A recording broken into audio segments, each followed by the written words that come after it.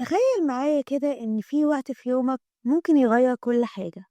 مش محتاج فلوس ولا مهارات خارقة ولا حتى مجهود كبير، بس محتاج إنك تصحى بدري شوية.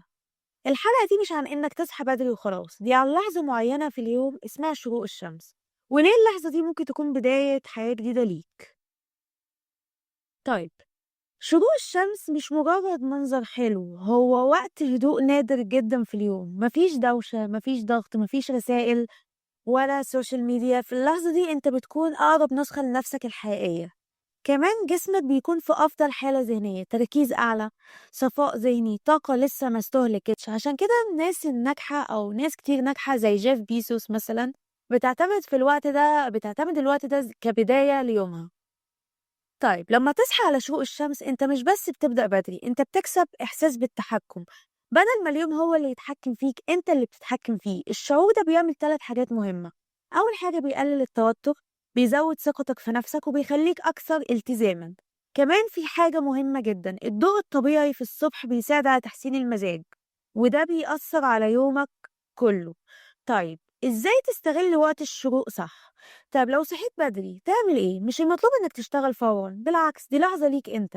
ممكن تبدأ بشوية مديتيشن او تأمل او هدوء او كتابة افكارك او قراءة حاجة مفيدة او رياضة او حتى تقعد مع نفسك بس.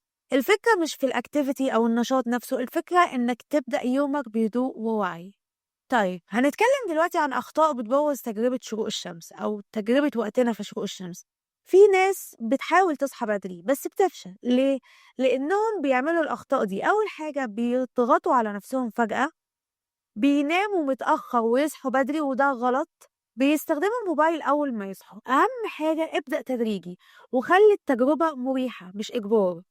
طيب، هاقول لكم دلوقتي تجربة بسيطة تبدأ بيها. جرب معايا التحدي ده 3 أيام بس. اصحى قبل الشروق بنص ساعة واقعد مع نفسك من غير موبايل وهتشوف الفرق بنفسك. طيب، في نهاية الحلقة دي، شروق الشمس مش مجرد وقت، هي فرصة بتبدأ من جديد كل يوم. يمكن حياتك مش محتاجة تغيير كبير، يمكن محتاجة بداية مختلفة. ولو الحلقة دي عجبتك شاركها مع حد محتاج يسمع الكلام ده، وجرب التحدي وقولي عمل معاك ايه. وافتكر، يمكن أفضل نسخة منك بتستناك عند شروق الشمس.